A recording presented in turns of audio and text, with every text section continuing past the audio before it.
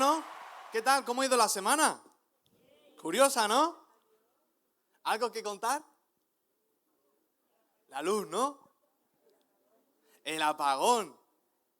El gran apagón que vivimos junto a Portugal e Italia. Curiosamente, Andorra no sé qué pasó, no pasó nada.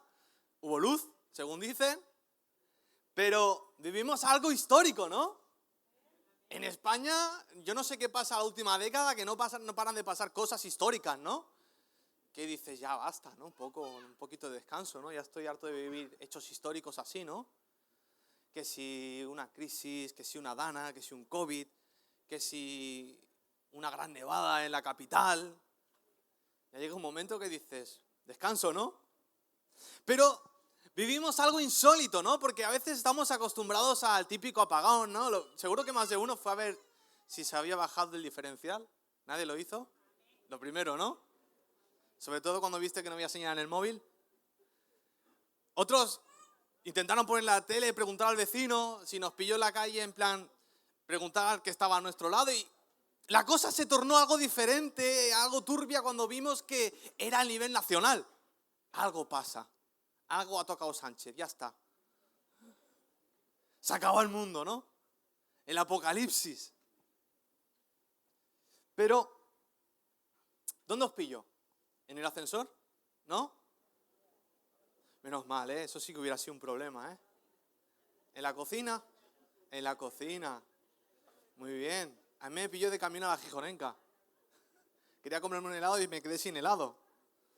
Pero fue un evento catastrófico para mucha gente, ¿no? Sobre todo para los millennials. No tenían internet, no tenían móvil, no tenían cómo llamar. Pero imaginaos también la gente que dependía quizás de un respirador. Gente que tenía que hacerse la diálisis. Gente que depende su vida de la luz, de la electricidad. Muchos nos lo tomamos a broma, pero luego te pones a pensar y dices, ¿qué hubiera pasado si esto hubiera durado más de un día? Y yo, como soy así de curioso, se lo pregunté al ChatGPT, a la inteligencia artificial. Pero no un día. ¿Qué hubiera pasado si se hubiera ido la luz durante 3 días? ¿Quieres saber qué pasó? No lo quieres saber. A ver, pregúntame, ¿qué pasaría? ¿Qué pasaría? Sí, vale, pues vamos a ver qué pasaría. Día 1. El transporte, metro, trenes de cercanías, tranvía y semáforos se detendrían. Ya vimos que el tráfico fue un caos. No iba. Atascos masivos y problemas de movilidad urbana, como ya vimos. Como siempre, pero un poquito más acentuado, ¿no? Comunicación. Las redes móviles empiezan a fallar a medida que las baterías de los repetidores se agotan. Internet fija y fibra.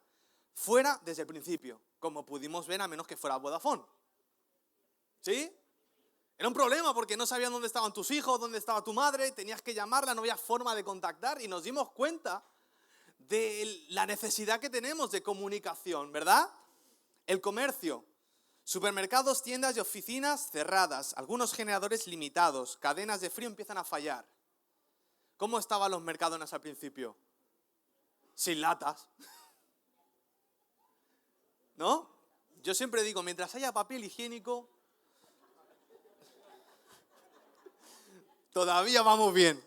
El problema cuando falla ya papel higiénico, ya me empiezo a preocupar. Día 2. Alimentación. Los alimentos perecederos en hogares, o sea, carnes, pescados, empiezan a darse prisa porque se descomponen. Tiendas y supermercados empiezan a echarse a perder. La gente empieza a acumular comida. Todo lo que puede, como vimos en el COVID, eso lo hemos vivido. La gente ahí, venga, arroz, un paquete de arroz 4 euros, 5 euros, un paquete de arroz, madre mía, la gente invertía en arroz para revenderlo, limitaba la venta, ¿os acordáis cómo se limitaba el arroz, el aceite? Una pasada, parecía que se acababa el mundo, ¿no? Sanidad.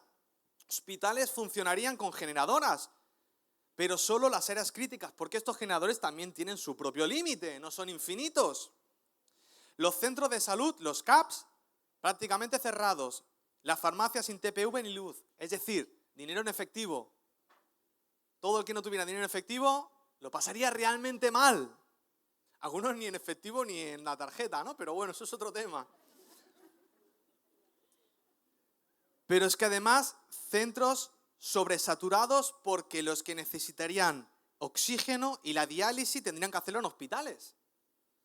La seguridad aumenta los problemas de orden público, todavía más. Se activan unidades militares al segundo día en algunas zonas. Y el que no se activa, que la pida. Día 3. Abastecimiento de agua, porque en algunas zonas se necesitan sistemas de bombeo de agua, con lo cual las depuradoras se detendrían y habría escasez de agua en muchas zonas de España. Los almacenes y la logística, los centros logísticos estarían paralizados, o sea, te olvidas de Amazon. Sanidad pública, todavía más sobresaturación en hospitales y aumento de problemas de salud por falta de frío de medicamentos, insulinas, vacunas y alimentos. El impacto social, la población empezaría a improvisar cocinas de gas, lo cual es súper peligroso. Hogueras, sistemas de carga manual para los móviles. Aparecerían saqueos en zonas críticas y diferentes incendios en hogares. Ya no quise buscar el cuarto día. Dije, vale, ya está. Ahí nos quedamos. Pero es que esto pasó realmente en Egipto.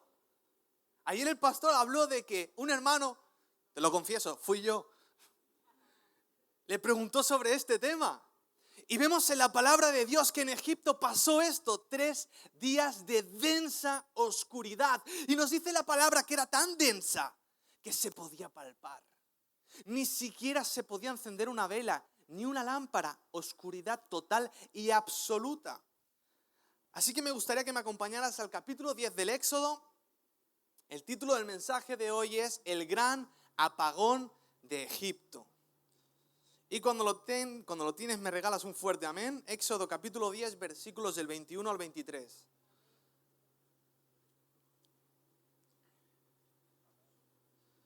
Leemos la palabra en nombre del Padre, del Hijo y del Espíritu Santo. Y dice así: Jehová dijo a Moisés, extiende tu mano hacia el cielo para que haya tinieblas sobre la tierra de Egipto, tanto que cualquiera las palpe. Y extendió Moisés su mano hacia el cielo y hubo densas tinieblas sobre toda la tierra de Egipto por 3 días. Ninguno vio a su prójimo, ni nadie se levantó de su lugar en 3 días. Mas todos los hijos de Israel tenían luz en sus habitaciones. Pero seguimos al siguiente capítulo, al capítulo 12, bueno, nos saltamos 2. Capítulo 12, versículos 21 y 23, porque hubo una plaga aún todavía peor que le siguió a esta. Y dice, y Moisés convocó a los ancianos de Israel y les dijo, sacad y tomaos corderos por vuestras familias y sacrificad la Pascua. Tomad un manojo de hisopo y mojadlo en la sangre que estarán en el lebrillo, y untad el dintel y los 2 postes con la sangre que estará en el lebrillo. Y ninguno de vosotros salga por las puertas de su casa hasta la mañana, porque Jehová pasará hiriendo a los egipcios, y cuando vea la sangre en el dintel y en los 2 postes, pasará Jehová a aquella puerta y no dejará entrar al heridor en vuestras casas para herir. Vamos a entregar esta palabra al Señor. Gracias, Señor, te damos por este tiempo que nos das. Gracias porque estamos aquí un día más reunidos, Señor, para tu gloria y honra, como un pueblo que está sediento de ti, reconociendo que dependemos de ti. Hemos venido con el ánimo y el deseo de alabarte, exaltarte, de escuchar tu palabra. Señor, toma el control, Espíritu Santo, derriba todo lo que te moleste, todo lo que no te agrade. Construye y transforma y haz lo que tengas que hacer en cada uno de nosotros. Señor, te lo pedimos en el nombre de Jesús. Amén y amén. Vamos a relacionar estos 2 acontecimientos. El primero de ellos vemos que hay una gran oscuridad de 3 días en Egipto. Si recordamos un poco, el pueblo de Israel llevaba 400 años. 400 años. Prácticamente 5 generaciones viviendo bajo la opresión, viviendo bajo la esclavitud, viviendo bajo el sol abrasador, cargando piedras, haciendo ladrillos, construyendo de sol a sol para Egipto. No sabían lo que era la libertad, escuchaban las historias de sus antepasados, cómo eran un pueblo libre, un pueblo escogido, un pueblo bendecido. Sin embargo, llevaban siglos y siglos en esclavitud. A lo cual ellos preguntaban, ¿dónde está Dios? ¿Y qué hicieron? Clamaban a Dios día y noche. Señor, libéranos, libéranos, libéranos. ¿Habéis visto El Príncipe de Egipto? ¿Sí? Es buenísima. Hay una canción que explica el clamor del pueblo de Israel que dice, libéranos, oh Señor, libéranos.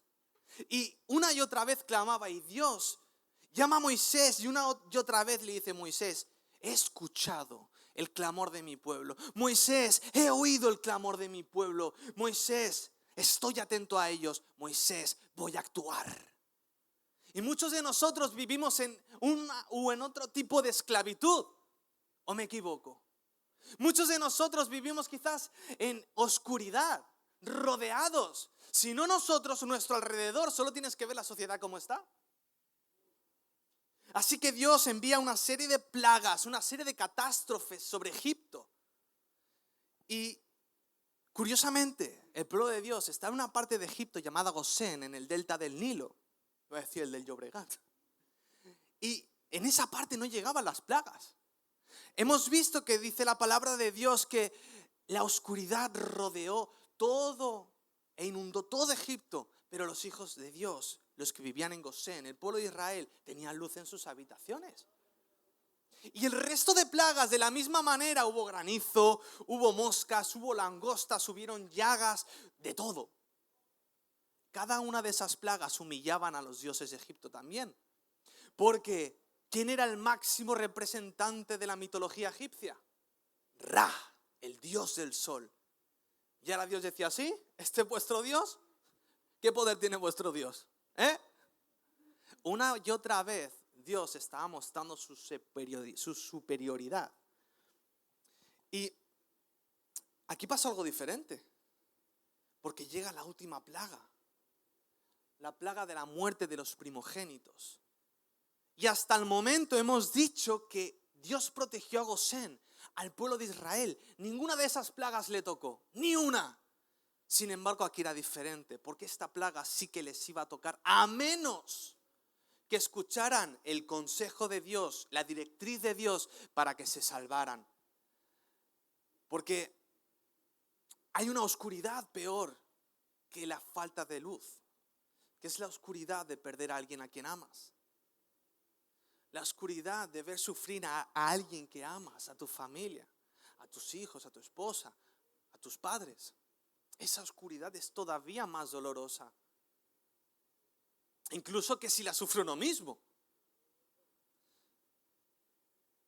Y se nos menciona una noche que fue realmente dura de ver. La Biblia nos lo narra de la siguiente forma, Éxodo 12, el versículo 29 al 31, dice, y aconteció que a la medianoche Jehová hirió a todo primogénito de la tierra de Egipto, desde el primogénito del faraón que se sentaba sobre su trono hasta el primogénito del cautivo que estaba en la cárcel, y todo primogénito de los animales. Y se levantó aquella noche Faraón, él y todos sus siervos y todos los egipcios, y hubo gran clamor en Egipto, porque no había casa donde no hubiese un muerto. Imagínate, la noche totalmente en silencio. No es Barcelona, no hay coches, no hay tráfico. Silencio absoluto, ahí todo el mundo duerme. Y de repente escuchar un grito desgarrador, un llanto de un padre, de una madre, al encontrarse a uno de sus hijos, al primogénito, muerto.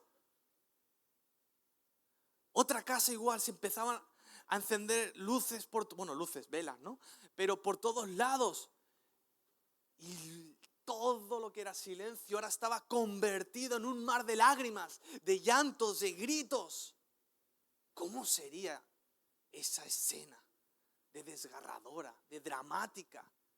Sería difícil de ver, de estar ahí, ¿no? Pero esta imagen, esta escena, esta noche, les iba a enseñar al pueblo de Israel tres aspectos, tres características, tres atributos de Dios. El primero de ellos, Dios, nuestro refugio. Porque hemos visto que hasta el momento estaban protegidos, pero ahora el pueblo de Israel tenían que tomar una decisión para disfrutar y para protegerse en el Señor. Tenían que decidir si ignorar a Moisés y con ello ignorar a Dios, o por lo contrario, hacer caso, escuchar y sacrificar un corderito macho de 1 año sin defecto, perfecto, sin mancha, y con su sangre pintar el dintel de la puerta y los lados de la puerta de su casa. Eso era lo único que podía salvarles. De esta manera Dios, de la misma manera que había hecho anteriormente, expuso a otro gran Dios de Egipto, Osiris, el Dios de la vida. El Dios al que muchos egipcios clamaban y adoraban, de nuevo sería humillado. Porque había un Dios superior, real, auténtico y verdadero, por encima de todos aquellos ídolos. Tenían que tomar una decisión, pero esa decisión les permitiría conocer cómo podían refugiarse en el Señor. Nahum 1:7 dice, la versión PDT, lo digo separado porque juntos suena raro. El Señor es bueno, es refugio en tiempos difíciles y protector de los que acuden a Él. ¿Y qué palabra encontramos en la Biblia cada vez que sale la palabra refugio? Angustia. ¿Alguien aquí se ha sentido angustiado alguna vez? ¿Sí? No sería necesario un refugio si no hubiera angustia. No sería necesario un refugio si no hubieran peligros de los que protegerse. Y la angustia yo creo que está a día de hoy más palpable, más presente que nunca. ¿Cuánto estrés nos rodea? ¿Cuántos problemas están a nuestro alrededor? Porque a veces, como cristianos, intentamos evadir todos esos problemas. No, soy cristiano, no puedo ponerme mal. No, soy cristiano, no. Tengo que estar siempre feliz. Vale. Pero no podemos olvidar de que vivimos en un mundo lleno de problemas. En un mundo de angustias que nos afectan y a veces esa angustia la generamos nosotros.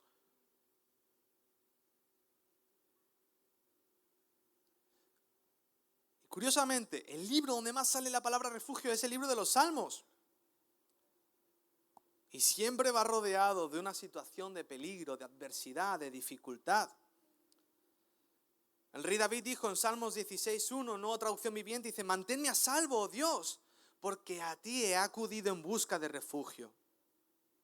Pero ¿sabes una cosa? Un refugio siempre está ahí. Un refugio no se mueve, no tiene patitas, a menos que sea una caravana. Pero un refugio de montaña, pongamos un refugio de montaña, ¿se mueve? Está construido en un sitio físico, rígido, inamovible. Y Dios es nuestro refugio, ¿se mueve? Dios siempre está en el mismo lugar. Somos nosotros quien tenemos que decidir, igual que el pueblo de Egipto, si pintar el poste de nuestra casa con sangre de cordero, si vamos o no vamos dentro de él. Pero a veces cuando nos rodea la oscuridad, y esto te lo digo yo por experiencia propia, cuando te rodea la oscuridad, esa densa niebla que no te deja ver más allá que los problemas que tienes a tu alrededor, cuán difícil es ver a Dios, ¿verdad? ¿Cuánto cuesta ver a Dios como nuestro refugio, verdad? Pero el Señor nos ha movido. Está ahí. Solo que es cuestión de uno dar el paso y entrar en su refugio. Y aquí vemos un contraste bastante claro. Vemos oscuridad, tinieblas, problemas, pero ellos tenían que estar tranquilos. Tenían que estar en paz. Porque hay un lugar de paz. Sí, hay un lugar donde no serás señalado, donde no te humillarán, donde tus heridas no serán expuestas para que se rían de ti. Hay un lugar donde tus heridas serán vendadas, donde el Padre está dispuesto a abrazarte, vestirte con ropas limpias, nuevas, y te dirá, estoy contigo. Porque la presencia de Dios, su refugio y su paz, no está solo para los supercristianos, porque si no, no entraría nadie. ¿Estás cargado de pecado? ¿Estás con manchas? ¿Vives rodeado de fracaso? Hey, te lo dice alguien que te lo dice por experiencia, La de veces que yo lucho con esos pensamientos. Pues si estás así, eres apto, eres bienvenido. Porque este es tu hogar, este es tu refugio, no de los que no se equivocan, no de los que no pecan, no de los supercristianos, no de los santos. Los enfermos son los que Jesús vino a rescatar. Los rotos son los que Jesús vino a reparar. Los heridos fue a los que Jesús vino a sanar.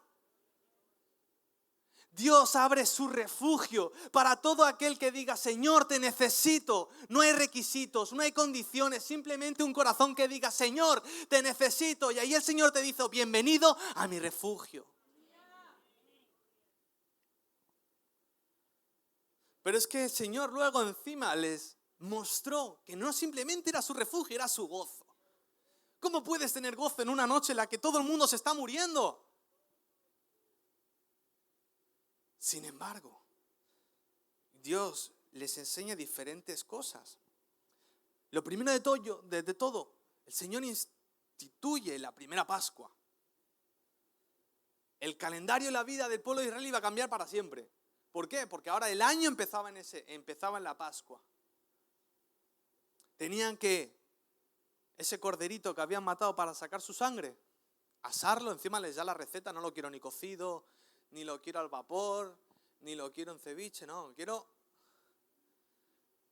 el cordero asado con hierbas amargas y lo comeréis todos juntos en familia y celebraréis y estaréis tranquilos y habrá gozo, mientras el resto del mundo esté mal, tranquilos porque estaréis protegidos y estaréis con gozo, estaréis celebrando. Donde alrededor hay sufrimiento, llanto y lágrimas, vosotros estaréis protegidos, estaréis tranquilos, estaréis alegres, estaréis compartiendo, estaréis celebrando que yo os salvaré de Egipto. Pero todavía no había libertad, todavía seguían siendo esclavos.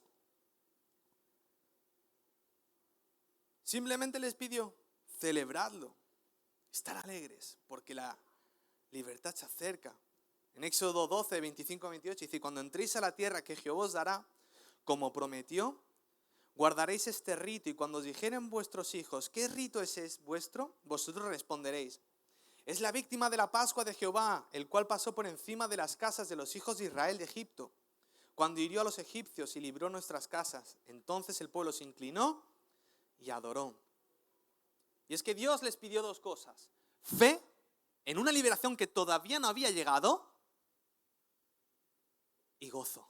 Y es que encima, ¿sabes por qué tenían que asar rápido el cordero?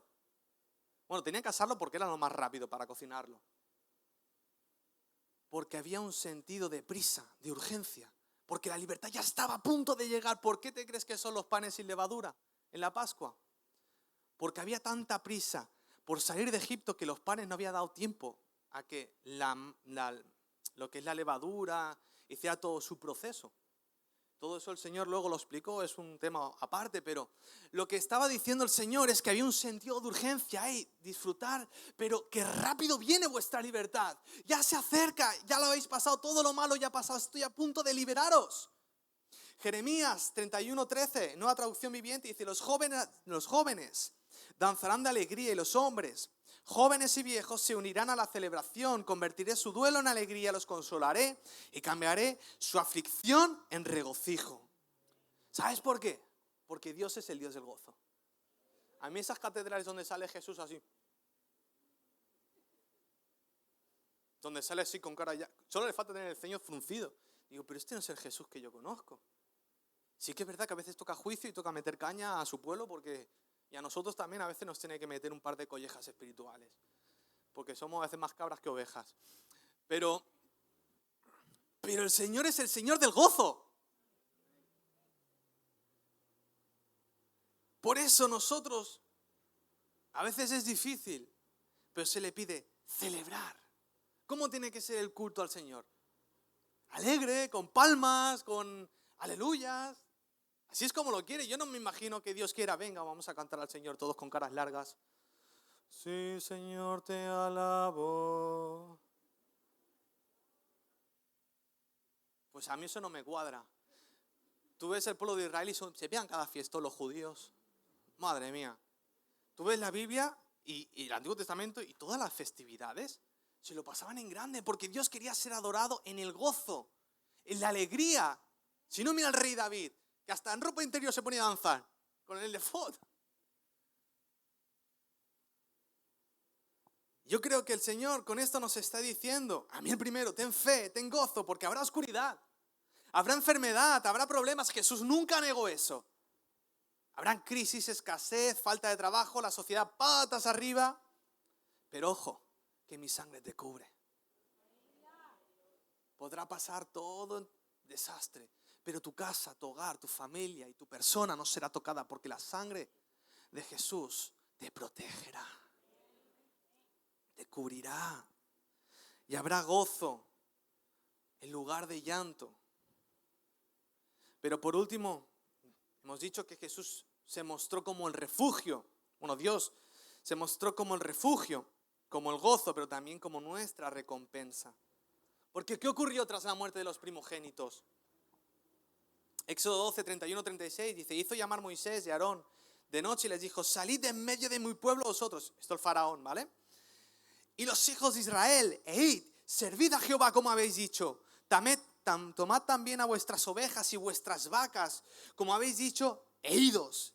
Bendecidme a mí también a mí. Y los egipcios apremiaban al pueblo dándose prisa a echarlos de la tierra, porque decían, todos somos muertos. Y llevó el pueblo su masa antes de que leudase, sus masas envueltas en sus sábanas sobre sus hombros. E hicieron los hijos de Israel conforme al mandamiento de Moisés, pidiendo a los egipcios alhajas de plata y de oro y vestidos. Y Jehová dio gracia al pueblo delante de los egipcios y les dieron cuanto pedían, y así despojaron a los egipcios.